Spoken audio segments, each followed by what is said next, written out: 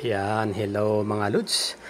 Panibagong araw, panibagong bulaklak na naman tayo na ating ilalarawan sa araw na to mga lods. At ang bulaklak natin ngayon mga lods ay pamamagatan nating Catharanthus roseus. Ayan, o mas kilala sa tawag na pink bingka. Ayan mga lods, at habang naglalakad-dagat nga tayo, nakakita tayo ng bingka mga lods dito sa tabing daan.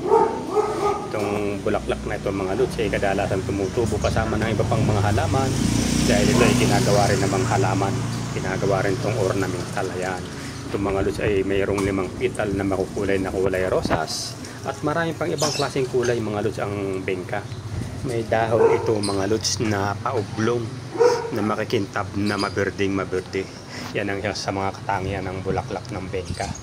At ayon sa tala mga lods, ang bingka ay native ng Madagascar kung saan ito ay malawak ang hinahalaman at ginagamit din sa medisina. Ayan, hanggang dito na lamang mga lods ang ating namang maikling video. Ayan, maraming salamat kung nakarating ka sa baging ito ng ating video. Salamat sa iyong panonood.